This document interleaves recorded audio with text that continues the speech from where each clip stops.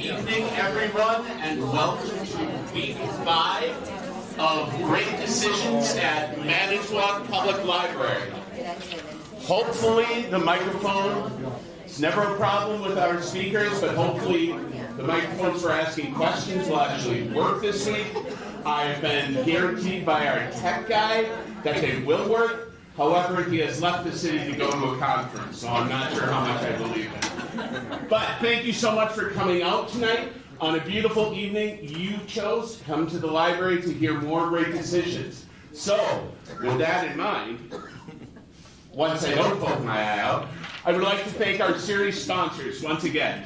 The League of Women Voters of Manitowoc County, the Manitowoc Public Library Foundation, the Manitowoc Public Library, and the Lakeshore Unitarian Universalist Fellowship. So a big round of applause for our sponsors. Before I introduce our fantastic speaker this evening, just wanted to remind you that the program that I told you about last week, You Can Trust Wisconsin's Election System, presented by Megan Wolf, who is with the Wisconsin Elections Commission. She will be here from 6 to 8 p.m. giving that presentation. So put that on your calendars 2 days after the last Great Decisions presentation. So you'll still be in Great Decisions mode, so why not just let it ride until Wednesday? So that is my only announcement for the evening. And I will... March 27th, not next week, March 27th. Did I say next week? Yeah. I did say March 27th. So I was only 50% wrong. But no, March 27th, 2 weeks from tomorrow. Wednesday, March 27th. Thank you. Wednesday, March 27th. I put it in my calendar last week, it's okay. I'll say it again the next 2 weeks, don't you worry. But all right, our speaker this evening is Professor David Fields, who is the Associate Director of the Center for East Asian Studies at the University of Wisconsin-Madison. He is the author of Foreign Friends, Syngman Rhee, American Exceptionalism and the Division of Korea, University Press of Kentucky 2019, the editor of The Diary of Syngman Rhee, published by the Museum of Contemporary Korean History 2015, and the co-editor of Divided America, Divided Korea, the U.S. and Korea during and after the Trump years, by Cambridge University Press in 2024. He has been published in The Washington Post, The National Interest, North Korea Review, Journal of American East Asian Relations, SinoNK.com, NKnews.org, Transactions of the Royal Asiatic Society Korea Branch, and in the Working Papers series of the Cold War International History Project.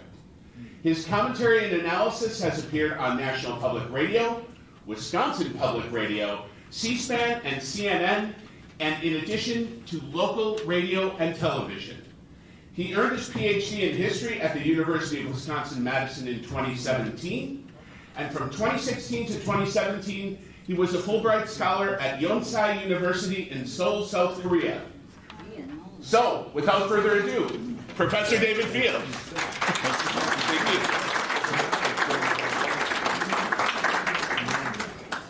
All right. Good evening, everyone. Thank you very much, Kathy, and the League of Women Voters and the Manitowoc Library Association for the invitation to come back and speak to you again. This is the third time I've been here speaking, and I have a feeling after what Darlene told me, it might not be the last, and that's fine with me because I really enjoy doing this.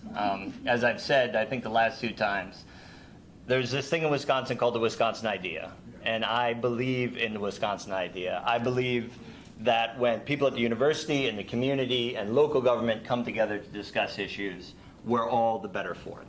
And so I want to thank you for giving me the opportunity to put the Wisconsin idea in action, because the Wisconsin idea just doesn't happen on our own. You know, university people cannot make the Wisconsin idea happen.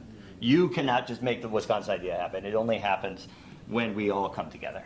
And I also love this series because, and I just educated myself this week on the history of the Foreign Policy Association of America, and it's really a wonderful association with over 100 years of history. And then there's the Great Decisions series, you know, with 70 years of history. And I think there's something incredibly special about communities coming together and discussing issues of such tremendous importance to all of us. And I'm going to say this at the end of my talk, but I think this is actually one of the great strengths that the United States has. This is one of our core technologies, okay? I don't know if there's a Foreign Policy Association of China. There's probably something called that, okay? And it's not that there's no civil society in China, there is, okay? And there's many courageous people in China who do speak up and who do speak out, okay? But it's very difficult to have a gathering like this one, okay, where we can come together, we can look at an issue, and if we don't like what the government is doing about that issue, we can say so, okay? And we can say negative things about our leaders. We can criticize them, and hopefully we can come up with some ideas that are better on our own, all right? This is a core advantage of the United States and of open societies. And I'm really, really honored to be a part of it. So thank you for inviting me back.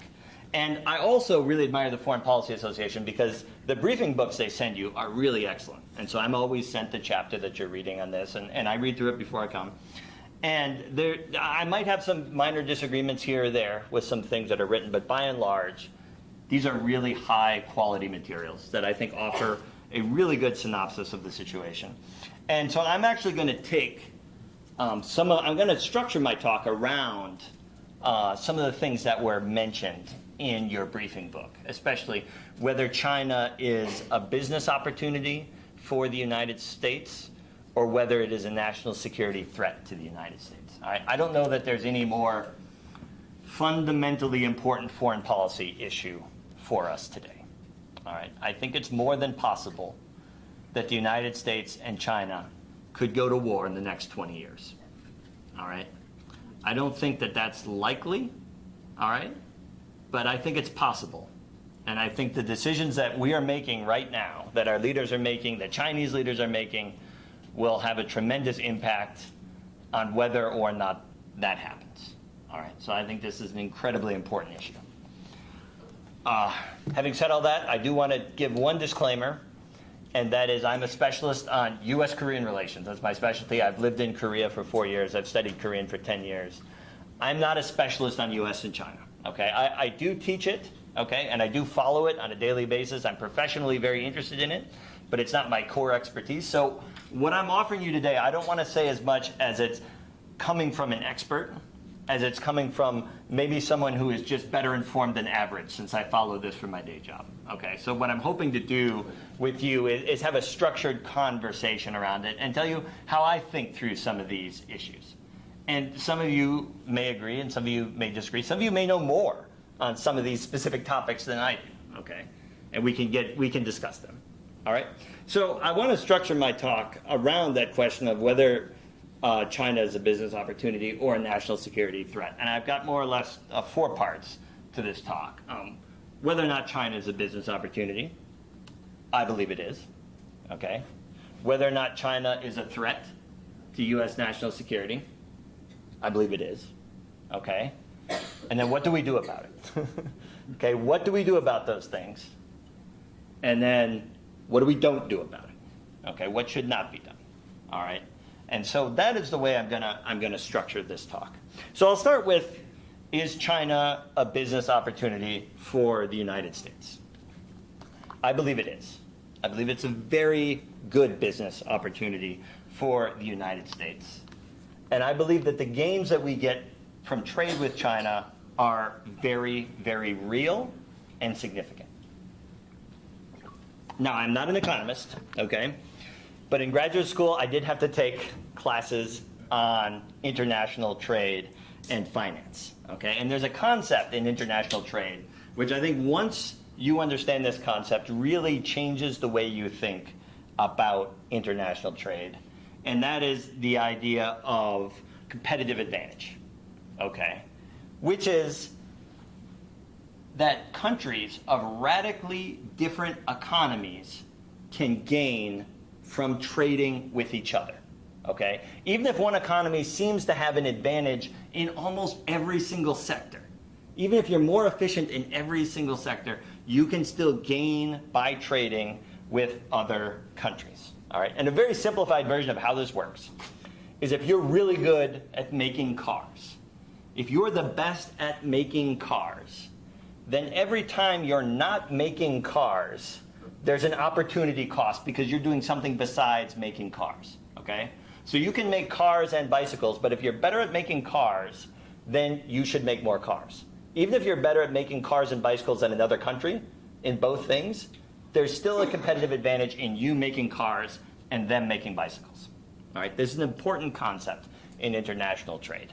This is how two countries that can have radically different economies can trade to each other and both sides can benefit from it. All right, and this is the case between the United States and China. All right, so how does this work with China? China traditionally has much lower labor costs than the United States, right? That's one of China's main sources of advantage, all right? And China has invested heavily in labor-intensive manufacturing and have really become the world's leader in this kind of manufacturing. And I'm not telling you anything you don't know, right? There's been a period now for several decades where you walk into a Walmart and it seems like every single thing in there except for the food has come from China. All right, this is not an accident, okay? This is a result of China having much lower labor costs and of investing in the infrastructure to do this kind of manufacturing, okay? But just because this is the case, it does not mean that America cannot compete with China, okay?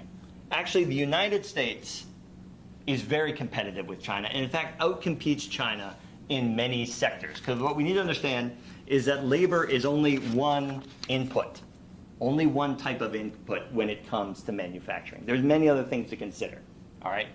And so there's many sectors where the United States actually benefits tremendously from trade with China because we have the advantage, okay? Agriculture is a big one. Petroleum and energy is another one. Education, anything that has to do with services, okay? Anything that has to do with services and is not a durable good. Highly specialized, capital-intensive labor, and then especially design, the design of complex projects.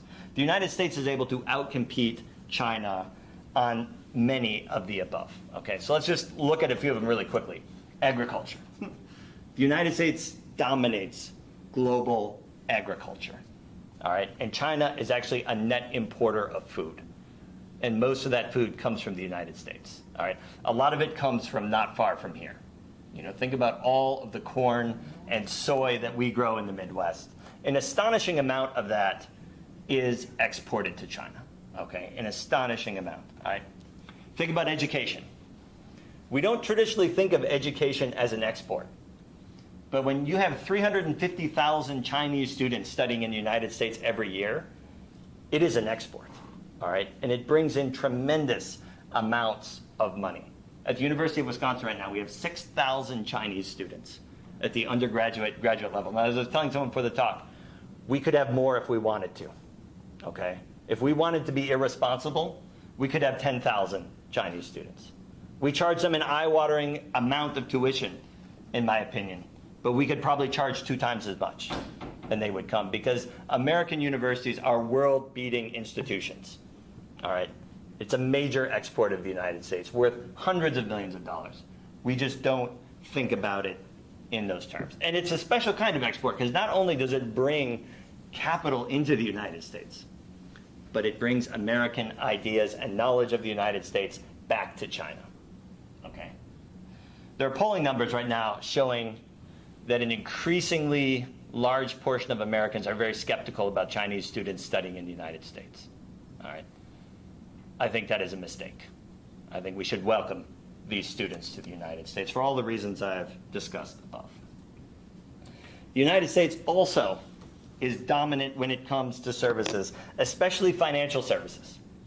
How many of you own a Chinese credit card? How many of you have a Chinese bank account?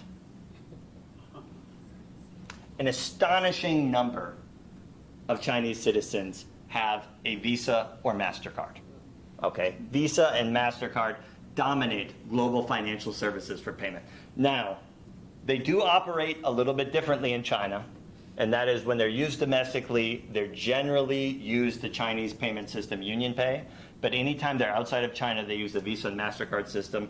And just last November, for the first time, Discover one market access to issue its own cards in China running on its own network, okay? This is a huge advantage that the United States has, all right? And we worry about Chinese penetration of our economy. Believe me, they worry about American penetration of their economy, especially after what happened to Russia after it invaded Ukraine and Visa and MasterCard stopped doing business in Russia, okay? This is a major competitive advantage that the United States has, and it gives them significant leverage in Chinese financial markets. All right, when it comes to technology, how many of you have ever used a computer that had a Chinese operating system?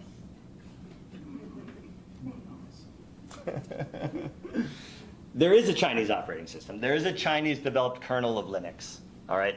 But it is hardly used anywhere, okay? It's hardly used in China. Mac, Windows, and the Google instance of Android dominate the market for operating systems of desktops and devices, okay? You know, recently in the United States, we're obsessed with the penetration of Chinese hardware into our infrastructure. The Chinese are terrified by the penetration of American software into their infrastructure. All right, and so worrying that the Chinese government has been working to try to find an alternative to American-designed operating systems, and they do have a version of Linux, but right now, Windows is run on 85% of Chinese desktops. Okay, 85%, and Mac operates on about 8% of them. The United States dominates in these type of technology sectors, all right? The United States actually competes very well with China in so many of these sectors, and this has been to the great benefit of American consumers, all right? Let's think about for a minute about the very first iPhone, okay? This is the very first iPhone. iPhone, I don't know if it was called 1 or 0. I don't know, we're up to 15 now. This is the one that came out in 2007. And this iPhone is really a direct result of this virtuous type of trading relationship that we've had with China, okay? All of the design work for this phone was done in the United States, all right? All of this was done in Silicon Valley, which has developed a tech ecosystem that is really unrivaled anywhere in the world. This is where the design work was done. However, all the manufacturing of this was done in China because they had developed the skills and the supply chains to be able to do it, all right? And if that didn't exist, the phone would have cost $2,500, all right? An iPhone would cost twice what it does today if it was made in the United States, all right? Now think about the effects of that, okay? Could smartphones have ever become a commodity at that price? All right, I think smartphones would have been a lot like Teslas. You know, we look at Teslas and they're really cool. They're really cool cutting edge technology. Who on earth can afford to buy one? Right? Right? This is what would have happened with iPhones without the Chinese manufacturing. All right, really, really cutting edge technology, but out of the price of most consumers. Thanks to Chinese expertise in manufacturing and American design, smartphones, tablets, all of these things that really have remade our society in ways that are mostly good, but sometimes problematic, all these probably would have remained niche devices, okay? There are serious gains from our trade with China, I believe, okay? So let me go through three of them. We've kind of been talking about the American advantage and the iPhone, but there's three big gains that I think we've gotten from our trade with China in the last 20 years. One is called total factor productivity gains. All right, like I said, I'm not an economist. I think I understand what this is, okay? Total factor productivity is what you get, it's what you call that increased output that's not the result of increased inputs, okay? So labor and capital inputs stay the same, and yet you produce more, okay? This is called total factor productivity. The United States has experienced tremendous total factor productivity gains since 2001. And so has almost every other major economy that has traded with China, okay? And it means we've been able to output more without inputting more labor and capital, all right? Now, people aren't exactly sure why this is the case. All right, some theories is that actually the Chinese introduction into the supply chain makes components at a much lower cost. Okay, so you're getting more that way. Another theory is actually competition with China has forced American firms to be more productive, to find ways, okay, to do things better. But what's important is that the gains are real.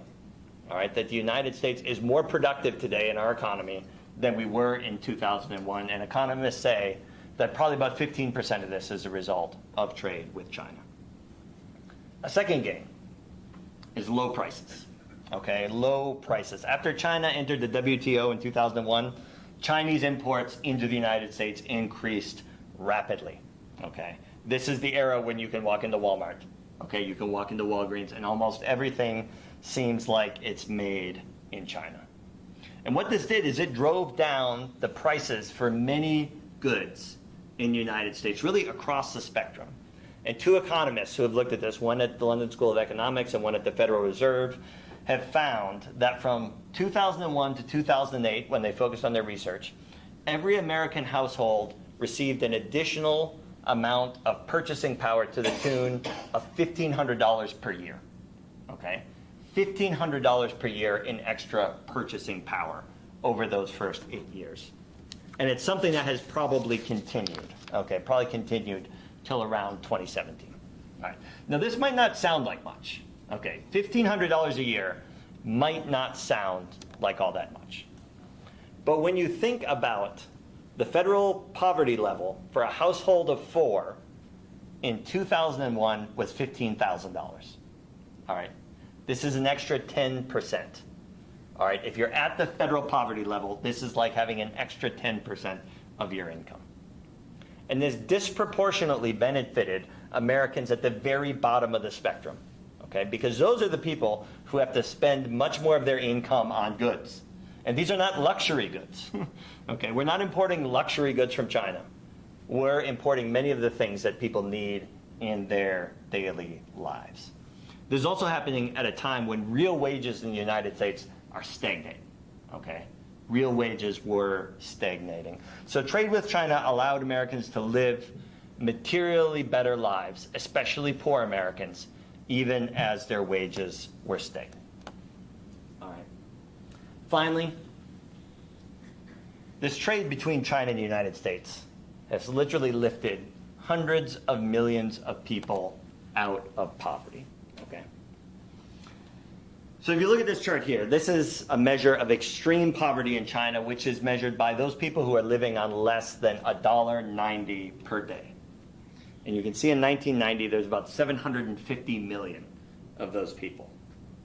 And by 2026, it was down to around 45 million people. All right. Now, not all of this is because of trade with the United States. All right, it's important to understand that. Not all of this is because of trade with the United States. Many of the gains in this are the result of China liberalizing its own policies and abandoning those policies that had kept China poor for so long, okay? But if China is not integrated into the world economy, if the United States does not sponsor China's entry into the WTO, this doesn't happen, okay? And I think if you can't support some sort of system that lifts 700 million people out of poverty in 16 years, then maybe you need to ask yourself some questions about the humaneness of your spirit, okay? This has got to be one of the world's most successful anti-poverty programs, all right? And this is a result of trade between China and the United States and between China and the rest of the world, which was facilitated by the United States when the United States championed China's inclusion in the World Trade Organization. All right. Now, to be clear, this is not all a happy story, okay? This kind of development has had costs, all right? And as China is moving up from being a developing country to being a middle-income country, these numbers need to shift, all right? So if China is a middle-income country, then the poverty level goes up to $5.50 per day. And by that level, there's still 400 million Chinese living in poverty. Okay, so poverty in China has not been solved. But the most abject kind of poverty in China has been drastically reduced by China's integration into global networks and by trade. All right. There have been gains from trade with China. These gains have been real. Americans have benefited from them. Chinese have benefited from them, okay? And we can continue to do so, I believe. Americans and Chinese can continue to benefit from this trading relationship. There have been gains. However, there are also costs. In any trading relationship, there are gains and there are costs, and the costs are also real, okay? So according to the Bureau of Labor Statistics, since 1980, 7.5 million manufacturing jobs have been lost in the United States, okay? Including in Manitowoc, Wisconsin, okay? Including in Madison, Wisconsin, including throughout the industrial Midwest. 7.5 million jobs. That's more than the population of Wisconsin. All right, that is a tremendous amount of job loss in 44 years. All right. Now we need to understand, however, not all of these jobs have been lost to China. Okay. So the Bureau of Labor Statistics estimates that of these 7.5 million jobs, about 1.2 million of them were lost because of trade with China. All right. Many of them were lost because of trade with Mexico and Canada, okay, under the free trade agreement. This is not all about China. All right, the United States actually trades with a lot of countries. But even more than the jobs that were lost for trade were lost because of automation. Okay, automation killed more manufacturing jobs than trade did. The United States actually has a higher manufacturing output today than it did in 2000. All right, it just does so with many, many fewer people, millions of fewer people. All right, so this trade has cost the United States jobs. All right, perhaps as many as 1.5 million. But some economists will look at this and actually say it's not as bad as it looks. All right, because 1.5 million manufacturing jobs have been lost, but other jobs have been created as a result of this trade. Okay, as there's more, as prices lower, as purchasing power goes up, there's a greater demand for services. All right, and so what trade with China has cost in manufacturing jobs, it might have been offset by the creation of service jobs. Maybe even to the point where there was no net job loss as a result of trade with China, okay? Others argue that even if it cost jobs, it was worth it. Because for every job the United States lost, it gained $400,000 of purchasing power in the economy for that year. And when you think many of the jobs lost paid less than $40,000 a year, it seems that this was very successful from an economic point of view, okay? So there have been costs, all right? How do we think about those costs, all right? But there's still a big problem, all right? There's still a very, very big problem when it comes to trade with China. And it's a problem that has been known to all economists since Adam Smith, all right? And that is the gains from trade are spread throughout the entire economy, okay? They're spread throughout all Americans. And the costs from trade are concentrated in very specific communities, okay? So we all gain from trade with China. But when a small town loses a major employer, those costs are concentrated right in that location, right? And this creates real pain for a lot of communities, all right? The additional $1,500 in purchasing power a year is really, really nice, unless you've lost your job completely, okay? Then it's better than nothing, right? But you would much rather have your job than have everyone else have a little extra purchasing power. This is a known issue when it comes to international trade, all right? This is something that economists know will happen, something they study, and something that there is a solution for, okay? And that solution is called trade adjustment assistance, all right? And it maybe won't surprise you to know that the United States spends less on trade adjustment assistance than any country in the OECD, than any developed country, all right? Trade adjustment assistance is the name given to government efforts, across an economy to try to aid workers whose jobs have been lost by trade. All right, and usually this means short-term wage insurance. It means additional access to unemployment, and it often means support for training for new skills, and in some cases, support for relocation so you can go where the jobs are. This is the gold standard for trade adjustment assistance. This is how you do it. In the United States, trade adjustment assistance policies have been embarrassingly awful, okay? The worst in the OECD as a percentage of GDP spent. All right. Not only is our spending very cheap on this, our programs are incredibly poorly designed. So most TAA programs in the United States are created in tandem with free trade agreements. So when the United States signs a free trade agreement like NAFTA that we signed with Mexico and Canada, there is trade adjustment assistance built into it, which is good, okay? But if you can't show that your job was lost because of a free trade agreement, you get nothing. And the United States has no trade agreement with China. We have no free trade agreement with China. We trade with China on the terms of most favored nation. Okay? So anyone who lost their job because of Chinese competition cannot get any trade adjustment assistance as a result. This is a gross oversight. This is an absolute gross oversight. All right? So we don't spend enough. Our programs are poorly designed, and they're also poorly run in that they actually give much more support to older workers rather than younger workers. All right? They give very little support for training. They tend to give more support for wage insurance, and they almost never help with relocation expenses, all right, which are gold standards for this kind of assistance in other places. So while trade with China has benefited the economy as a whole, it's benefited all of us, we have done a terrible job of protecting those people who have been harmed the most by this trade. All right, and this is a huge problem. Okay, this is a huge problem. All right, it's not just a problem. It's not just a personal tragedy for these people, but it creates what is a demand for an alternative in our politics that is way worse than the cure.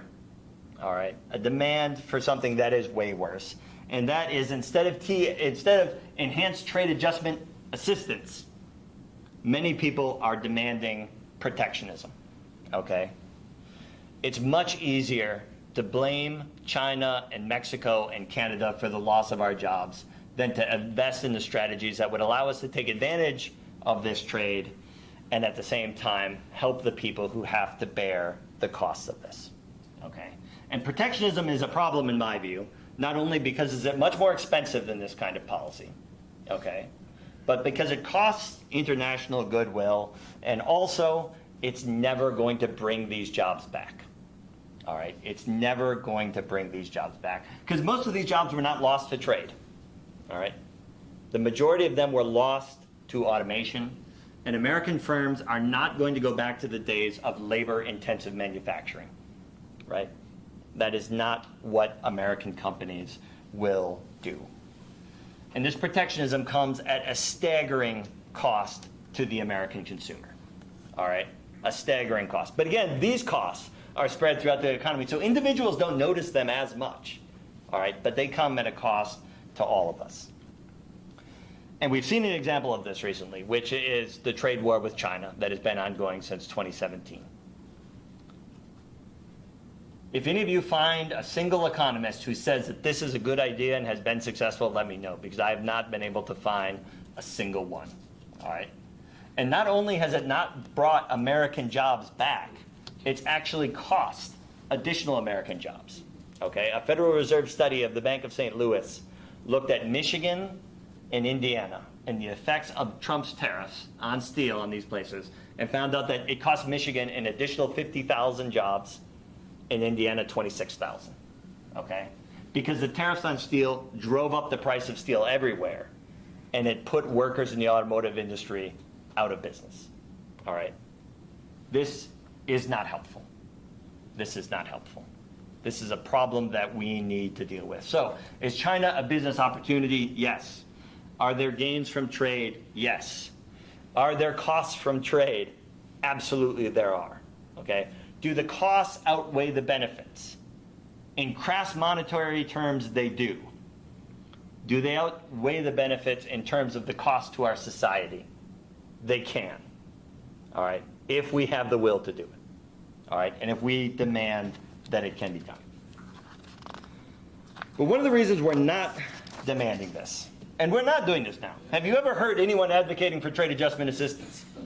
I have never heard a politician give a speech in which he said, you know what I'm going to do? I'm going to create world-beating trade adjustment assistance. No, I've never heard that. Never heard that once. I've heard politicians of both parties advocate protectionism right now. This is not just a Democrat or Republican thing. I think their thinking on all of this is wrong. And part of the reason it's wrong is because there's no one demanding that they do anything different. All right? This is one thing that we need to do. We need to demand that they have better trade policies and better policies to protect those people who have been harmed by trade. But one of the reasons why this is hard, especially in regards to China, is because primarily right now when people see China, they're thinking in terms of a security threat. Okay. So this is the second point, the second part of my talk that I want to talk to you about. Is China a security threat to the United States? Yes, it absolutely is. Okay, it is. And I think there's two primary security threats. All right. The first one is Taiwan. Okay.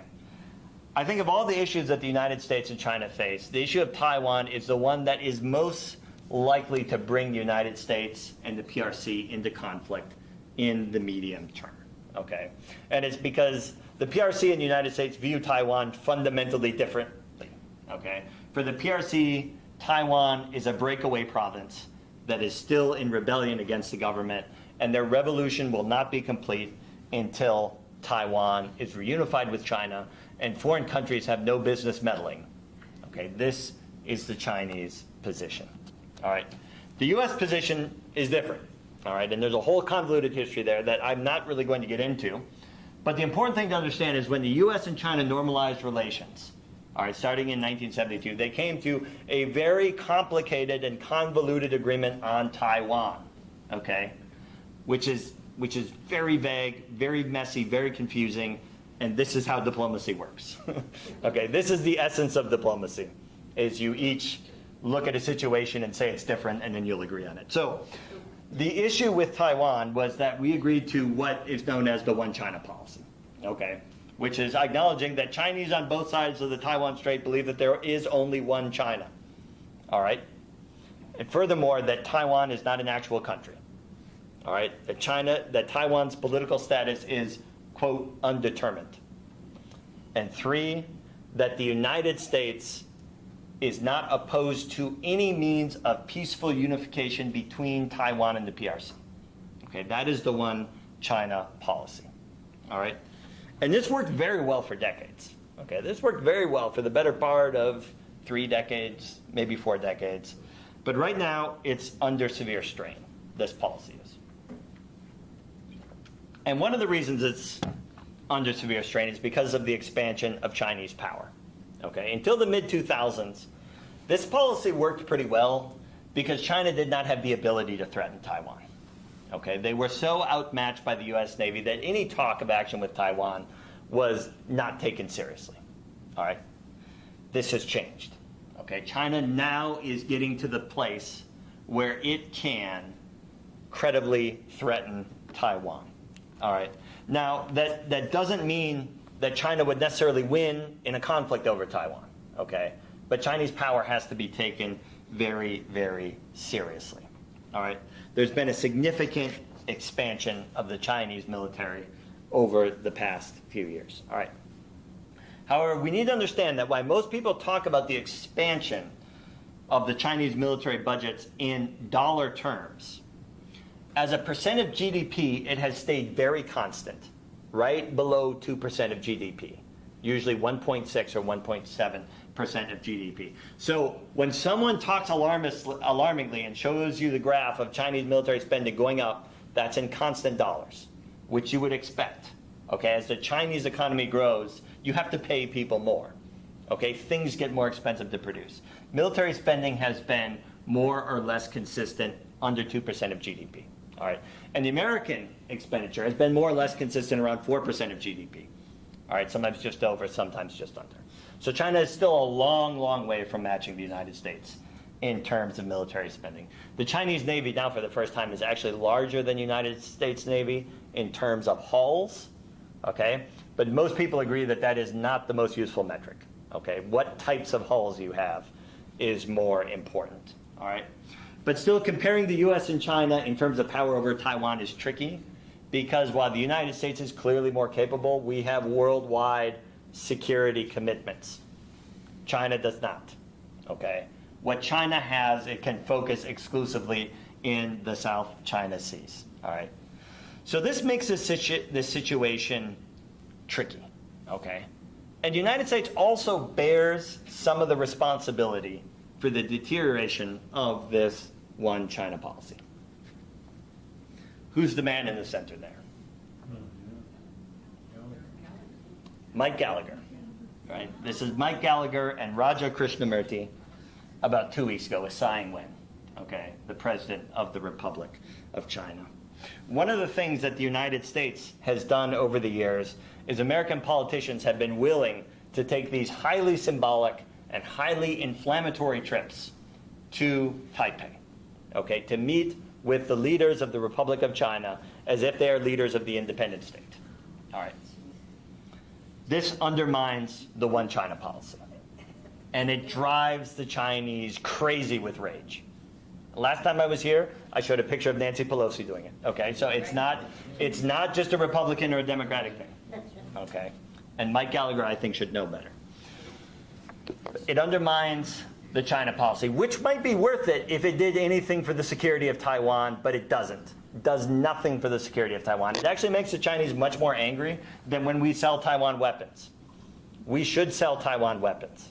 We should not poke the Chinese in the eye over this issue. It's just not very smart, okay? So Taiwan is a potential flashpoint between the United States and China that is very serious. Now, people often talk about an outright invasion of Taiwan. I think that's actually the least likely scenario. Okay, I think that's actually the last thing we need to worry about. All right. I think the real danger is actually a Chinese embargo of Taiwan. A Chinese embargo of Taiwan. And then how does the United States respond? All right. Do we forcibly try to challenge that embargo? And if we do, and it leads to war, whose fault is it? What do our allies believe? Who do our allies believe is at fault? The Chinese have a lot of different options that they can push on Taiwan, and we shouldn't just be thinking about invasion. Okay, I think that is the least likely scenario. I think the Chinese are unlikely to invade until they know for certain that they would win, and that is far from certain. You see headlines, China planning for the invasion of Taiwan by 2027. Usually when you read behind the headlines, what it means is Xi Jinping or someone in the military leadership has demanded the revision of a plan for the invasion of Taiwan by 2027, okay, which is a very different thing. I'm sure we have a plan to invade Canada, all right? I don't think we're going to do it anytime soon, okay? Planning, that's what military leaders do. They plan, okay? Planning for something and actually doing it are two very different things. All right, so this is the first area of China being a threat to the United States. Notice it's a very tangible thing, all right? It's a very concrete thing. We have differing views over this island called Taiwan. The other source, though, of anxiety about China being a national security threat is the idea about, is Chinese growth itself threatening? Okay, it's just the very size of China threatening. Is China trying to replace the United States? Is that what's happening here? And there's no doubt that China has been expanding its economic and its diplomatic interests around the world. Is this just natural development? Okay, is this what a country that's becoming increasingly wealthy would attempt to do? Remember, China is the largest country on earth in terms of population. Okay, does that matter? Would we expect that country to just not want to have influence? Okay, would we expect them to be satisfied with where they're at? Or are they specifically targeting the United States? This is an important question. So one of the things that China has been doing is it's been investing heavily until recently, because its economy is not doing very well, in this thing called the Belt and Road Initiative, okay, where China has been investing in infrastructure all over Eurasia and Africa, okay, in order to facilitate trade between these places in China. So you can see the maritime Belt and Road, and then you can see the overland Belt and Road. So they've been building ports in Kenya, in Pakistan, to try to facilitate the flow of goods into and out of these places. Now, some people have been very, very critical of China for doing this, okay? And they have been calling it debt trap diplomacy. The idea that China is going to invest in these societies, they're taking out more loans than they can pay for, China will repossess those assets, and then somehow gain leverage over these strategic places. All right. I honestly have no idea how this could possibly work. All right. And part of the reason is because I'm an American historian.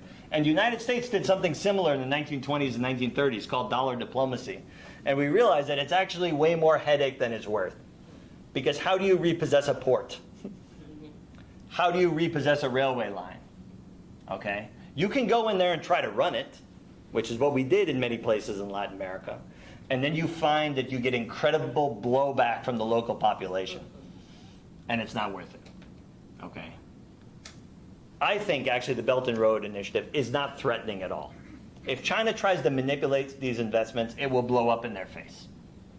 And ports that they build to ship goods to China can just as easily ship goods anywhere else. Okay? Roads that are built to carry goods to China can just as easily move trade between all of those places in between. All right? I don't think we have anything to fear from the Belt and Road Initiative. Another area is Chinese technological development. Okay? China has been investing very heavily in technologies that we are all sure, we are so sure that these technologies are going to dominate the future. Okay? AI is one. Quantum computing is another. Okay? Green technology. 5G telecommunications. Surveillance software and hardware, the Internet of Things. Okay? China is investing heavily in all of these. And how do we evaluate this behavior? Okay? Some view it as China wanting to produce these things themselves. Okay? So they're not dependent on other people. All right? Others view this as an attempt by China to get in these technologies early and then dominate the market. Okay? And control them. And the truth is, it's probably a bit of both. It's probably a bit of both. Okay? How do we evaluate this behavior? And some of this growth is additionally threatening because China does gain an advantage in some of these industries through non-competitive means. All right. Chinese firms often steal intellectual property. All right. There's no way around that. Those are facts. That happens. Okay. The government of China often has made the transfer of intellectual property a condition to market access in China. So if you want to do business in China, you have to find a local partner, you have to transfer intellectual property, and too many times in a few years that deal is gone, you are kicked out, you have no more access, and they still have your intellectual property. All right? China has not been a good player. Now, this is not all Chinese firms. Okay? This is not uniform behavior, but this has happened too many times. All right? China also, since it is not completely a market economy, subsidizes some of its own firms, all right, which makes this competition also very threatening, or at least annoying to the United States. How can you compete with a state-backed firm? All right, how can you compete with a firm who can just get money from the government who prints it? All right, it's very hard to have fair competition under those terms. Some also fear that China's growth is threatening because it looks like China is mobilizing its economy for war and for conflict. And two of the terms that come up in your briefing book that I think are very important concepts, but they're also controversial ones, are military-civil fusion and dual-use technology. Okay, so military-civil fusion is the idea that there's no line between the civilian economy and the military economy in China. Okay, that China will use its economic resources in the service of its military power. And then the dual-use technology is that China is investing in technology that has both civilian and military uses. All right. For example, AI. All right. Everyone is convinced that AI will have military uses in the future. Building drones. Okay. China is one of the leaders in building drones. Quantum computing. If quantum computing could work on a consistent basis, it could catastrophically threaten all encryption software that anyone has developed so far. Okay, serious implications there. Notice that these are all less tangible threats than Taiwan. Okay, these are threats in where our perception of what China is doing is very, very important. We know what they're doing in Taiwan. We know what they want. Okay, on these other kinds of threats, at least I am not convinced that we completely understand their intentions. Replacing the United States might be a goal of the PRC. And there are people in the PRC who say this, all right? But all of these could also be ways that China is trying to find to avoid the middle income trap, okay? To use the capital it has that can no longer be invested so productively at home in the resources that have gotten them to this point, all right? They're trying to get out of being a labor-intensive, low-volume manufacturer, okay, low-value manufacturer, and trying to jump into these new industries, okay? So it could be threatening, it could not be, all right? We don't know, okay? We don't know exactly what the intentions are. So what should be done about it? Okay, so we've talked about China as a business opportunity. We've talked about it as a national security threat. What should be done about it? All right, so I have two kind of little buckets of things, what we should do and what we should not do, okay? What should we do? And this is going to sound a lot like what I said last year, because I still think what I said last year is true, okay? The first thing we should do is we should end the trade war with China immediately. It has never made sense. It makes less sense today than it did last year, okay? It makes less sense for many reasons, but we have a problem with inflation, all right? This is not the cause of our inflation, but it doesn't help, okay? It keeps prices high. It has cost hundreds of thousands of American jobs. It has raised costs to consumers, and guess what? It has not shrunk the trade deficit with China. Our trade deficit with China is still roughly the same size as it was before, okay? Also, a plurality of Americans actually believe it is bad for the economy. Okay, 44% say it's bad, 30% say it's good, and 23% say they don't know, okay? But a plurality of Americans understand that this is not good for the United States.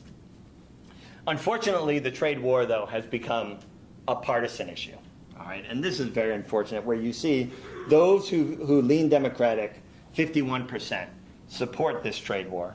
60% of Democrats do not, okay? Political considerations, however, mean that the government is less likely to act in the national interest on this. There's no doubt what would be in the national interest, all right?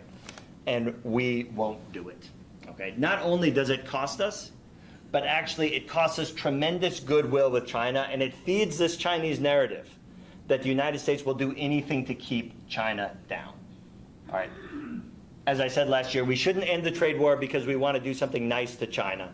We should end the trade war because it's in our own interest. But this is one of the best messages that we could possibly send, that we are open to competition with China if it's on fair terms. Okay? So we should end the trade war with China. Secondly, we should work with our allies.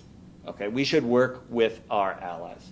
Something amazing has happened in the last 20 years, and that is, in the region, China has gone from net favorable ratings to very, very negative ratings almost everywhere, okay?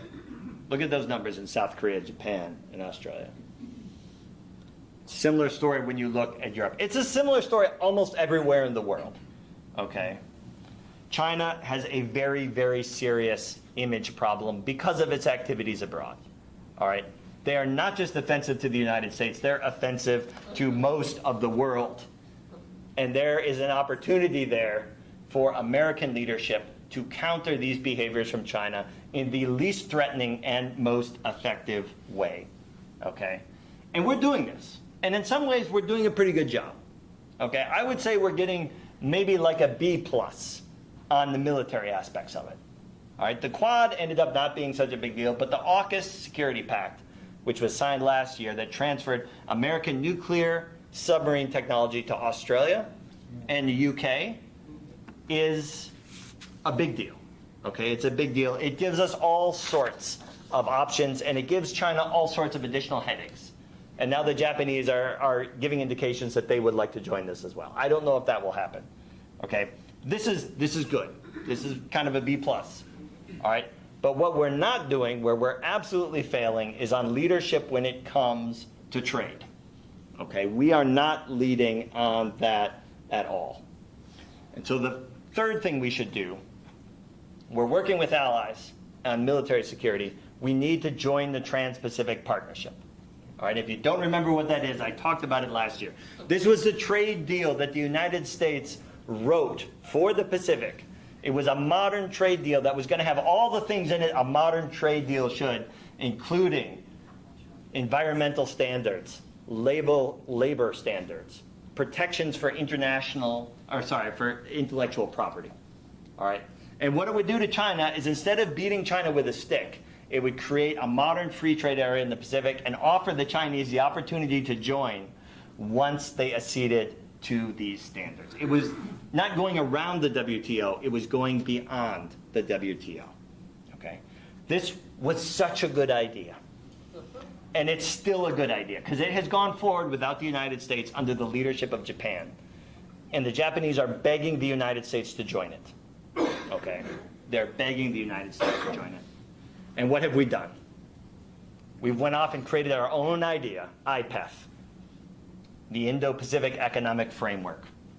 This is the Biden administration's attempt to lead on global trade, and it is a giant nothing burger. Okay? It has no market access in it at all. It's little more than a policy paper so that they can say that they've done something. Okay? We need to join the Trans-Pacific Partnership. It's not too late. All right? And Congress knows this. I've watched all 40 of the Mike Gallagher Krishnamurti hearings, all 40 of them, and they know this.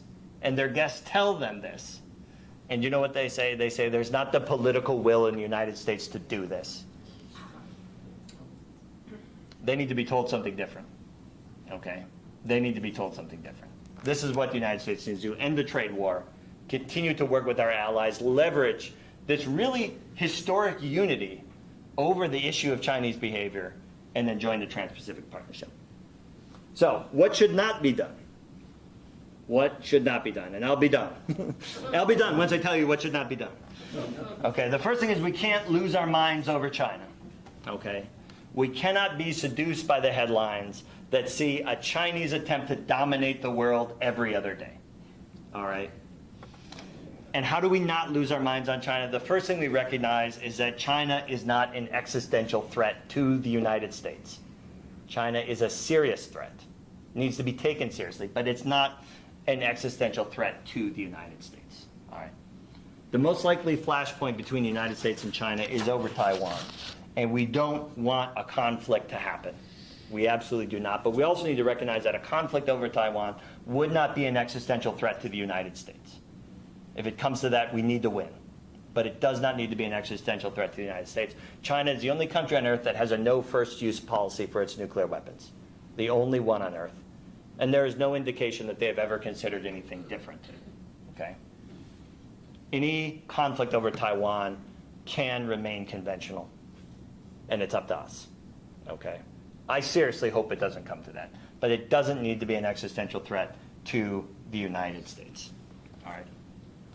Even if China is determined to replace us as the world's leading power, and even if they do, which I don't think will happen in any of our lifetimes, if it happens at all, we have to acknowledge that that is not an existential threat to the United States. We would be fine. All right, we would be fine even if we didn't have the world's largest economy, the world's largest military, even if we weren't the technological leader, we would still be fine. Think about the geography of the United States, right? Think about how we all won the geopolitical lottery and how that's not going to change, okay, except over spans of geological time. And we don't worry about that. All right, so we need to keep in mind that China is not an existential threat to the United States. We need not to lose our heads over it, okay? We also need to be sober and clear-headed about Chinese business competition, okay? Chinese firms have violated international trade rules. They have stolen intellectual property. They're not always responsible. But we also need to acknowledge that you can steal intellectual property, but you can't steal a supply chain, okay? You can't steal a reputation for quality, and you can't steal a knowledgeable and conscientious workforce. You can't do that, all right? So if China is out-competing American firms, this is not all because of Chinese uncompetitive behavior, all right? We need to acknowledge that ourselves. We need to accept that, and we need to do better, right? We need to innovate. We need to out-innovate China. All right. So we need to keep these things in mind so we don't lose our heads over China. And then we have to not exaggerate the threat, okay? We need to think critically about the conclusions we're coming to when it comes to China. And think about the two terms that appear in your briefing book over and over again: civil-military fusion, okay? China using its vast economic resources to modernize its military. Very nefarious. Until you think about it. And then it's not so nefarious, actually. Where is the bright red line between the civil and military economy in the United States? All right. How many of you ever heard of DARPA? DARPA. What did DARPA create? The internet. DARPA created the internet through strategic investments in American universities and companies. DARPA created GPS, okay? DARPA created personal computers, all right? The United States has a long history of using public funds to further our economy and our national security at the same time, all right? The United States also uses our civilian companies for military purposes. Google's Project Maven was an early attempt by the Defense Department to use Google's expertise in AI for military purposes, all right, which Google shut down once it went public. The Defense Department is working right now on JEDI, which is the Joint Enterprise Defense Infrastructure, which basically means using the expertise of Google, Amazon, and Microsoft in cloud computing to provide back-end services for the Defense Department, okay? In the United States, our leading companies in the military definitely cooperate with each other for our national security. Is what China is doing all that different? All right. Think about dual-use technologies. How do we define a dual-use technology? Right? Robert Oppenheimer famously said, you know, a shovel is a dual-use technology. A bottle of beer is a dual-use technology. Right? Our soybeans dual-use technology. Because we're selling soybeans to China, and they feed hogs. Hogs turn into pork, eaten by the PLA. All right, is that a dual-use technology? I just recently heard an expert on this talk about China building airports, okay, near India that are dual-use technology, okay, that have military and civilian uses. And I thought, how unthinkable. I've never heard of such a thing. This is the Dane County Regional Airport, which is also home to the, I think it's the 115th, 125th fighter wing of the National Guard, okay? We need to think very critically when we look at these terms and how they're being used. We need to think very critically about coverage with China, about media coverage of China, and make sure that we're not being overhyped, okay? The threat is real, but there are limits, okay? China is not 10 feet tall and bulletproof. All right, final point. It's very important that we lose our heads, we don't exaggerate the threat, and then we don't compromise our values. All right, I think it's very important that we don't compromise our values. And one of those values is openness. Okay, the United States traditionally has been a champion of openness, especially in the economy. And we should be very careful when it comes to excluding China from participation in the economy or from access to technologies. And there are some technologies that are too sensitive and have always been too sensitive. We don't share nuclear submarine technology with anybody, okay, until recently, all right? We don't share our ballistic missile technology, all right? We don't actually share our satellite technology with almost anyone else. There are things that are too sensitive, all right?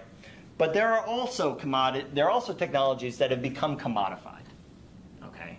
And in my opinion, microchips is one of them. Microchips have military uses for sure, although curiously, the highest end microchips are not used for military purposes, at least not until very recently, because they're not reliable enough. Okay, they're not reliable enough, they're too complex. Military uses what's called field programmable arrays, which are about 20 generations older, but they never fail. Okay. But yet we are trying to exclude China with access to the most cutting-edge semiconductors on the assumption that AI will become a core defense technology in the future. It might, okay, but it might not. All right. You'll find that governments actually have a terrible track record at determining what is the core technology of the future. In 1994, the White House identified virtual reality software as a core security technology in the future. All right? They didn't say a thing about cell phones. They didn't say a thing about cell phones. We need to be very careful when we try to cut China off to any sort of technology that's a commodity. And I would say we should not do it because it feeds this narrative that we are just trying to keep the Chinese down. And when it comes to semiconductors, I have not read a single person out there who thinks that the Chinese will not master the technology on their own in a relatively brief period of time. Maybe it'll take a decade. Maybe it won't. But they will get there. They will get there. And what do we gain by excluding them in the meantime? When our policy up until last October was keep them 2 generations behind us, and the Chinese never complained about that. Okay? We need to be very careful. We need to be very careful whenever we're going to violate the value of openness. We need to be very careful that we don't discriminate against products just because they're Chinese. So I think banning TikTok is a terrible idea. I do not support it at all. Okay? And it's not because TikTok is not problematic. Okay? Social media is problematic. It can be weaponized for disinformation, and it hoovers up petabytes of data on American consumers that can easily be sold and manipulated. So we need a data protection law in this country. We don't have a single law in this country regulating how social media can collect and use our data. It's obscene. It's obscene. And if we ban TikTok, do you know what the PRC can do? It can buy the exact same data from Facebook perfectly legally. It makes no sense at all. And the frustrating thing is we don't even need to start from scratch. The European Union has an excellent data protection law. We could start from there, adjust it to the American economy, and then we could show that we have a level playing field for all social media companies. And it doesn't matter if you're from China, it doesn't matter if you're from the United States, wherever. These are the rules, and you need to play by them. We need to be writing the rules, not trying to exclude the Chinese from participating. It sends the wrong message. It's contrary to our own values. I feel the same way about land purchases. There's pending legislation that would forbid Chinese nationals from purchasing land in the United States. I think this is a mistake. It does nothing to enhance our national security, and it's contrary to our own values. Okay? It's contrary to the technologies of an open society and free discussion, like we're having here today, okay, that make us, I think, so powerful and able for us to compete with China. And I'll just close with this. This is a notice that I received from the Department of State 2 weeks ago, reminding me that Chinese officials should not be meeting with me unless they've had permission from the Department of State in advance, because this is what China does to American diplomats. All right? And I would say Chinese behavior should never be a model for ourselves. We have our own values. We have our own vision of the world. And that should apply to everyone. All right? We should not let China's behavior be a measurement for ourselves. And I think if we can do these few things, I think if we can avoid exaggerating the threat, if we can keep our heads, if we can have faith in our own values, then I think we actually have very little to fear in the long run from competition with China. We can continue to benefit from this relationship and manage the security threats. Thank you very much.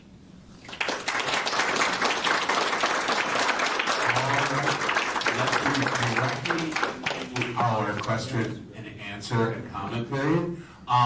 Just remember to try, there goes the microphone, right up. Try and remember to let everyone get a question in before we just go questions. And that said, I would actually like to start with a question that we got online. I think this is the first time I've done it. but it appeals directly to one of the slides that was in your presentation.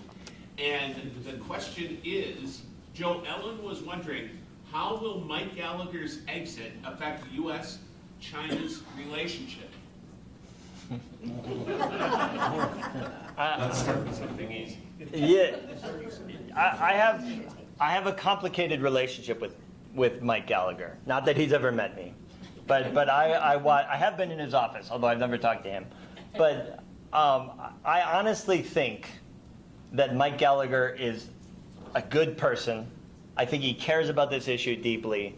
And I also think I understand to a certain extent what he's trying to do. He takes this issue very seriously, and he sees that the United States has vulnerabilities, and he's trying to address those vulnerabilities. And one of the ways you have to do this in a democracy is to move the needle on policy. To a certain extent, you sometimes have to overhype the threat. That's how you get people motivated. Okay, that's how you get policy made. I don't like that. It's a weakness of a democracy, right? So on the one hand, I think that's what Mike Gallagher is doing. All right. On the other hand, Mike Gallagher is all in on banning TikTok. All right. And I think that that is a mistake. And the one thing that I think about whenever I hear one of the Mike Gallagher meetings, one of the hearings, is if I was a PRC official, I would be thinking, so here are my options. Either I can cease to exist, either the PRC can cease to exist, or we can have a terrible relationship with the United States. There's no off-ramp. All right. So I would like to see Mike Gallagher take this issue with a lot of seriousness and also clearly communicate where the off-ramp is. That we can have a productive relationship with China, okay, if China will abide by rules and norms. Okay. I think Mike Gallagher also doesn't understand that the PRC is actually very popular. I think he thinks that inside every Chinese person is a democratic American waiting to pop out. All right. And I don't think that's the case. Okay. Having said that, I think Mike Gallagher is a serious adult, okay, who is actually incredibly knowledgeable and passionate about this issue. And I'm deeply concerned that his loss of leadership will actually make this whole situation worse. Okay. That's why I say I don't like everything Mike Gallagher does, but at the end of the day, I actually am fairly sympathetic with what I think are probably his desired ends. I think Mike Gallagher does not want a war with China. I believe that. And he believes that what he's doing right now makes that less likely.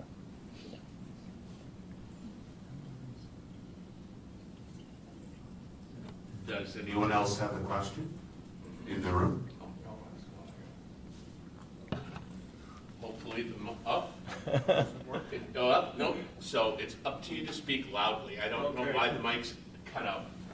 All right. You familiar with Sun Tzu, the Chinese general and philosopher born like 2 centuries BC?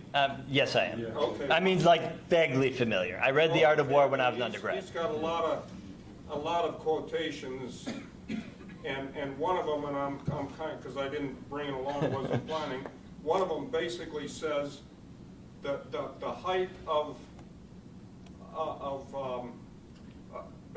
strategy is defeating your enemy without fighting him. And I believe that's what they are doing. They're trying to be so dominant that they don't have to go to war with us. And one of the things, I mean, I don't believe we should be having all these Chinese students here learning all this high-tech, getting master's and doctorate's degrees.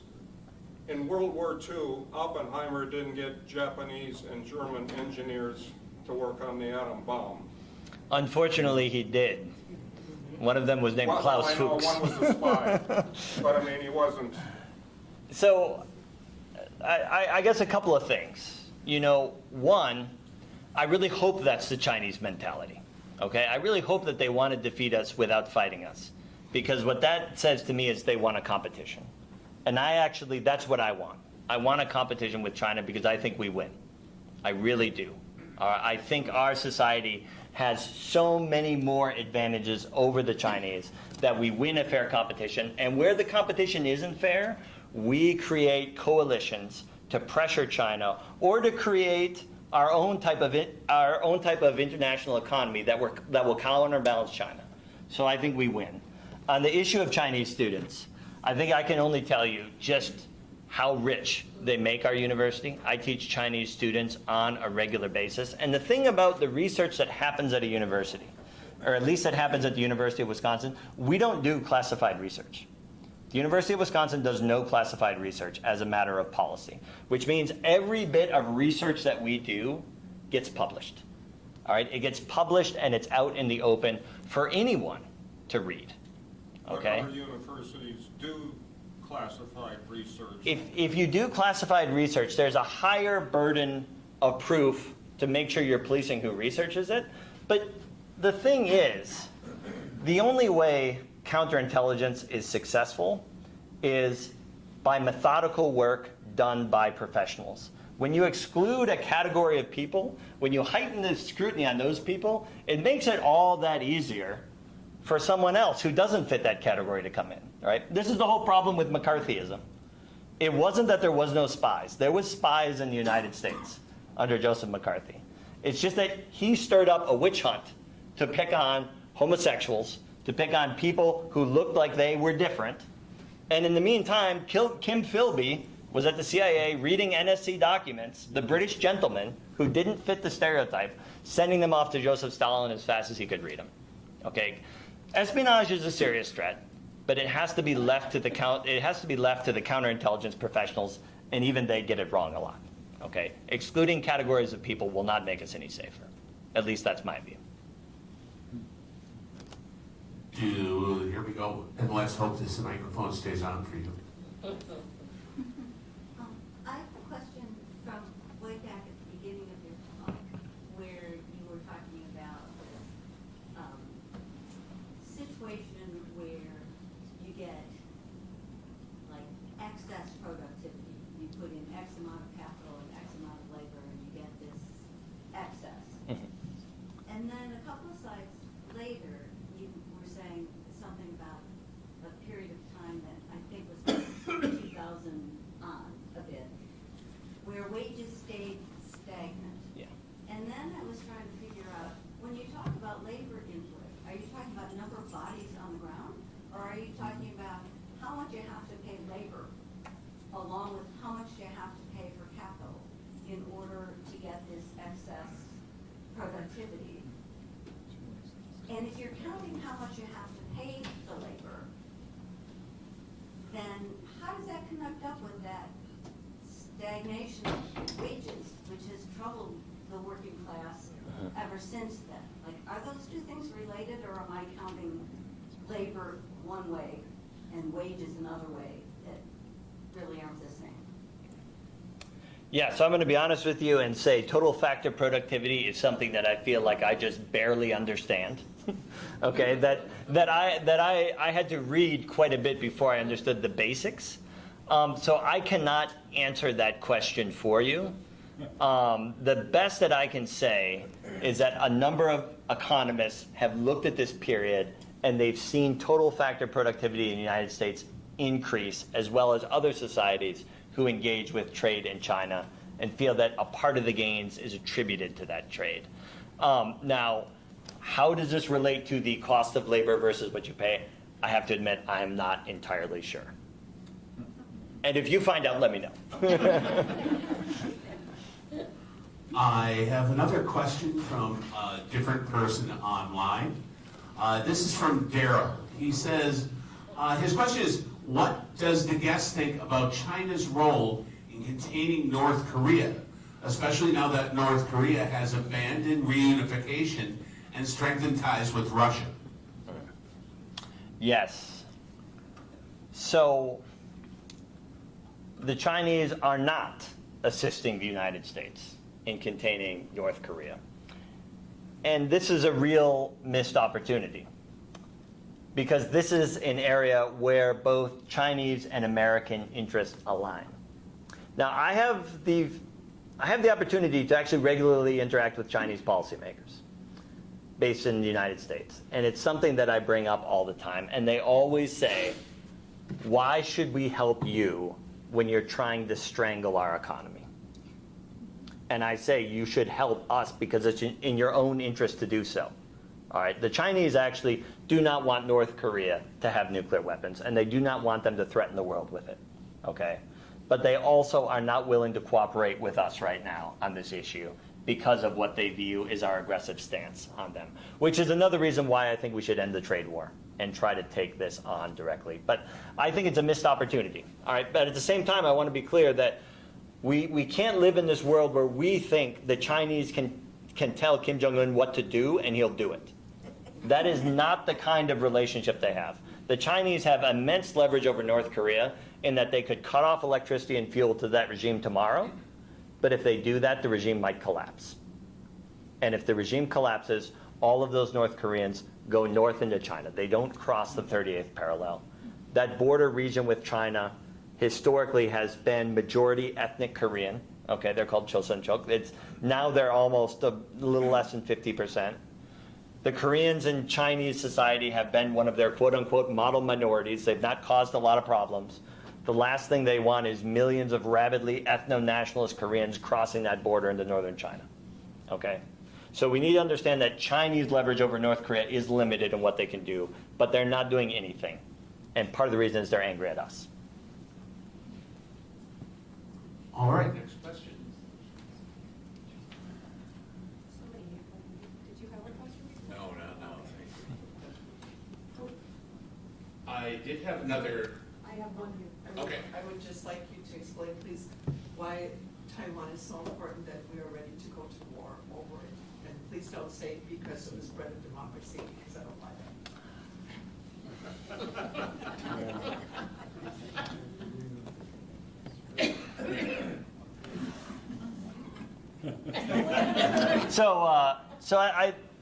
There's a number of reasons, I think. There's a historical momentum there. And it's funny the way the past binds the present, right? And when you end up committed somewhere, it's very, very hard to leave. So there's historical reasons why we've been involved there. And when you say it's not because of democracy, I think there's something to that, because for about 30 years, Taiwan wasn't a democracy. It was not a democracy at all. But now it is. Now it is. And we had the privilege of hosting B. Kim Shao, the Taiwanese ambassador to the United States in Madison 2 years ago to speak to the university community. And you've never seen anyone connect with American students like you saw her. She was a master of person-to-person diplomacy. She was a master of speaking American values back to Americans, which is something that we absolutely love, and of explaining to them how the Taiwanese share a similar worldview with the United States. And so I think part of the reason why it's such a contentious issue is, do you allow a society like that to be subsumed by the PRC without any sort of resistance? And if you do, what message does that send other places? All right, it's about credibility of American security guarantees. But it's complicated because the United States has never explicitly made security guarantees about Taiwan, except Joe Biden misspeaking 4 times, okay, and then taking it back. So I think ultimately what we need to do on Taiwan is make sure that we don't ever have to go to war over Taiwan, okay, which includes making Taiwan indigestible, sending them as much weapons, deterrent weapons as possible, and reassuring the Chinese that in the long run, they will reunify with Taiwan. This is what I tell Chinese officials every time I see them. I say, you know what, in 500 years, in 1,000 years, you're going to win. You are absolutely going to win. Just you believe that, because I believe it, and then we have nothing to worry about. But I really hope it doesn't come to that, because it would be a disaster. It would be catastrophic. No one comes out of such a conflict a winner. I did have another question online. Are trade barriers that specifically target human rights abuses, like Uyghur forced labor, a good idea? Yeah, this is a very, very tough issue. Okay, and I did not say anything about human rights in my talk. I was waiting for someone to say something, and it's not because human rights don't matter. Okay, I think human rights with China matter immensely, and I think we should keep up the pressure on China when it comes to human rights. But unfortunately for all of us, especially the Uyghur issue was politicized, in January of 2020 to the point where it's impossible now to talk to the Chinese about the Uyghur issue in any sort of constructive way if you're an American. And that is very, very unfortunate. So when it comes to these human rights restrictions based on the Uyghur, I think there is a world out there where they do work and they are effective. But the only way I think that we can actually improve the lives of Uyghurs is probably by constant, quiet, non-public pressure on China to moderate its behavior. I don't think trying to bring public political pressure on China is going to change. I think we should do it, but I think we should ultimately recognize that our ability to do anything for the Uyghurs inside of China is severely limited, just like it has been with the Tibetans for 50 years. All right, and so we need to have our position on that. We need to state it. We need to be clear to the Chinese. But I don't think we should hold the whole relationship hostage to that based on what I know right now. And I do not believe that calling the horrible treatment of the Uyghurs a genocide was helpful, okay? And I don't think it was accurate. I think genocide is a very particular term that should only be used under certain situations. And that was done for political reasons, and I feel like it cost the United States tremendously. And I frankly don't know how we get back for that. I don't know how we get back from that. Any other questions or comments? Yeah, I got another. Yeah, that slide you had about the how much GDP and as a percentage that the Chinese are using for developing or for supporting their military. Yes. And we were twice as much. You know, if you're in battle, you don't care about how much. I mean, you care about they've got way more military than we do. And Joseph Stalin said, you know, quality or quantity has a quality all its own. And I think we are in dangerous territory with the amount of military that the Chinese have. I think it's something that we definitely have to pay attention to. We need to be aware of, and we need to be investing in asymmetric capabilities. You know, we need to be never fighting a land war on the Chinese mainland, right? We need to be fighting in ways that, if it comes to it, that maximize our advantage and limit theirs. And the Chinese have been doing this. This is why they've invested so heavily in anti-ship missiles, right? Because they know that we're going to have to get there on ships. This is why I think our deal with Australia is a big one, because nuclear submarines are not susceptible to anti-ship missiles. I think this is actually one of the things, though, that American military planners are very good at looking at what the Chinese are doing and where they're investing, and making sure that we're investing in asymmetric capabilities that will keep us having an advantage. Yeah, go ahead. I think we have one question here and one question there. Yeah. Let me see if I can quote you. You said you left no doubt about your position, we should end the trade war. End the trade war. No doubt. No doubt. Not because we want to be nice to China, Yep. but because it would benefit us. Exactly. And then you added a quick throwaway comment, if it's done fairly. I had a laugh out loud, because you honestly expect them to be fair about it? I mean, isn't that a bit naive? Wouldn't that be a little bit like Neville Chamberlain? I hold in my hand the paper signed by Herr Hitler, and then in a short period of time, history made a fool of him. I mean, that's the difference between the world of academia and the real world. Neville Chamberlain is academia, Winston Churchill is the real world. I mean, I can't help it. What looks, what makes sense in the quiet halls of academia when you have time to study it, out in the real world, perception is reality, and something that somebody does, which maybe isn't that serious when you examine it under a microscope, but in the real world, all of a sudden you've got war. So, I mean, ending the trade war, it sounds good, maybe it would benefit us, but would China be fair about that or anything else?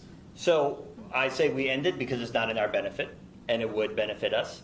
And if China cheats, which they might, that is where we work with allies to create model trade deals that go beyond China that China then can be a part of if it wants to meet these new standards. Okay?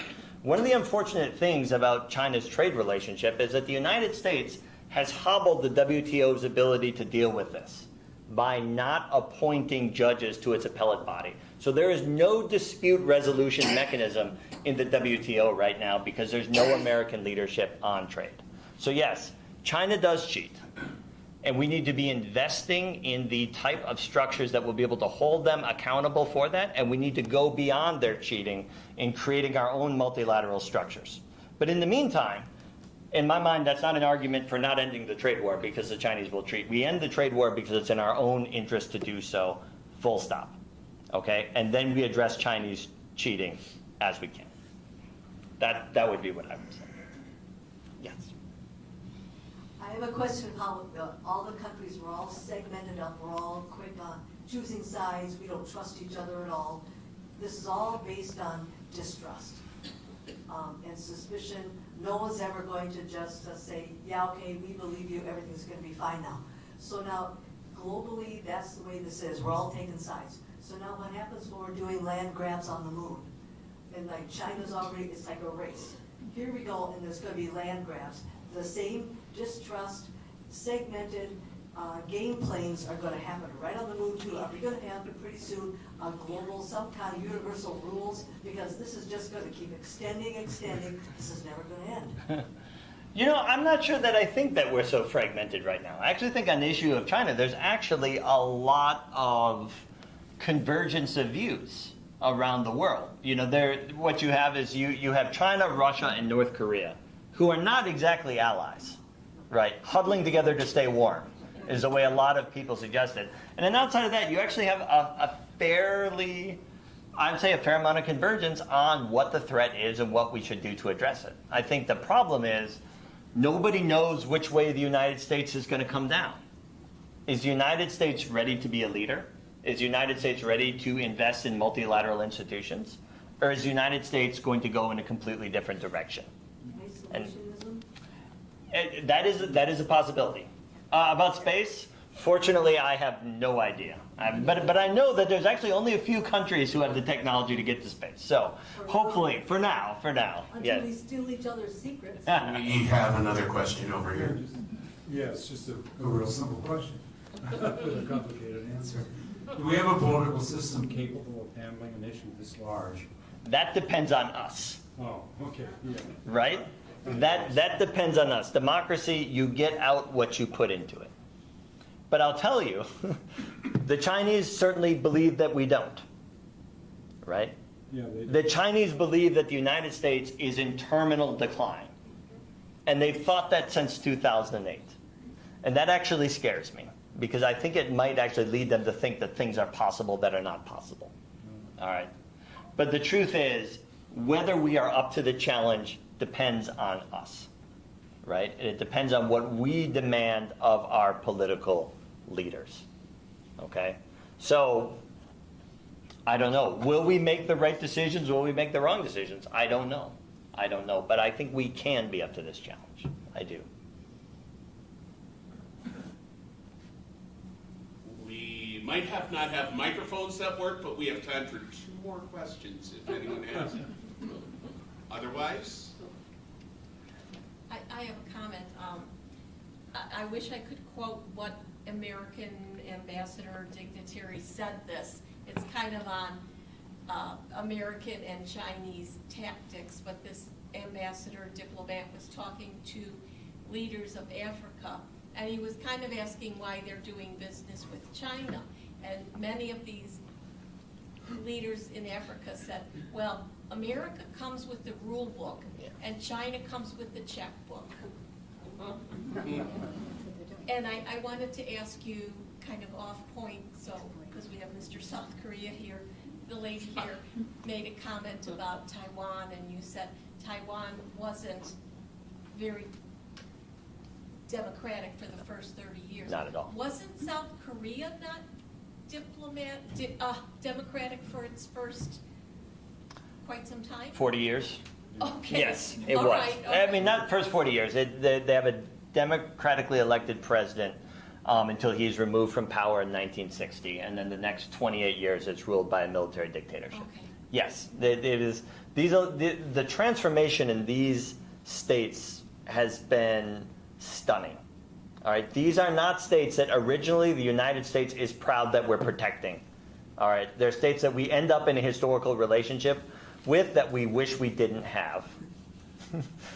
But it's amazing how it's transformed. All right, what I said about B. Kim Chao, Koreans can say the same thing.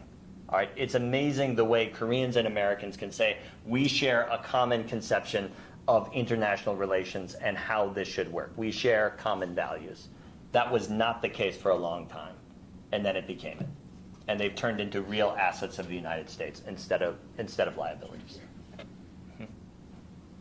And our last question for the evening. I'm also interested in China's presence in Africa because you had talked about, I think it was dollar diplomacy, where the U.S. put all this money into infrastructure in Central South America and then we lost it. Yeah. Well, when what I understand is China goes in with its own workers. Yes. China goes into the mines and they bring Chinese workers. They don't even use African workers. Yeah. So it would be very possible for them to run the roads and the ports with all the billion people that they have in China and just take them over there and they're happy to go because they get work. So what do you see as its role in Africa? Because I think we have a big gap there and China's moving in and they're moving in on resources. Yeah, and it's true. I mean, we come with a rule book and a little bit of aid with lots of strings attached to it. The Chinese come with very few strings attached to it, but they bring their own workers. A lot of these, one way to look at them is of employment schemes for Chinese workers who can't find a job in China. I think in many cases, these infrastructure projects are not turning out to benefit the countries that they're designed for, okay? But I also don't really see them as strategic assets for China. All right, if China wants to go into Kenya and build a railroad that's way too expensive for the Kenyans to maintain in the long run and this relationship falls apart, I don't know what core American strategic interests have been damaged there. And I don't know that it's necessarily wise for the United States to try to match China dollar for dollar in Africa. I think, I'm not an expert on our aid policies there. I think they could be much better than what they are. But I'm not sure that because China is there, that means we need to be there to trying to match them dollar for dollar. I don't really see this as a long-term threat to the United States. You don't see the extraction of resources as a long-term threat? Not really. Not really. I think possible China's control of certain rare earths could be a threat, but that is primarily rare earths that are already in Chinese territory.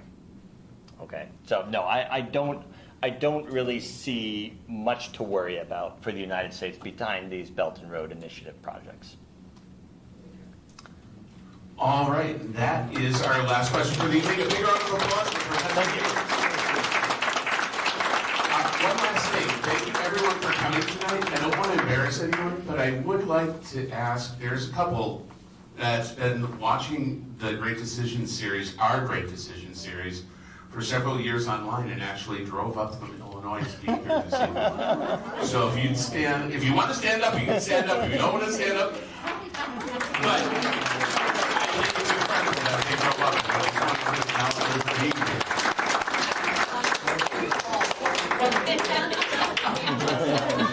But next week you don't have to drive up because we are exclusively online. So don't drive up next week. Next week we have Understanding Indonesia with Yoon from also from the University of Wisconsin-Madison. And thank you very much for coming. But remember, next week, just on Facebook and on YouTube. Thank you for coming tonight. Have a good night, everyone.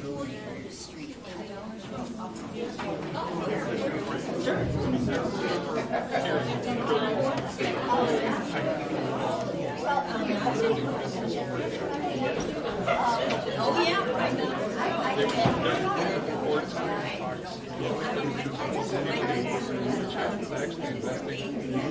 right.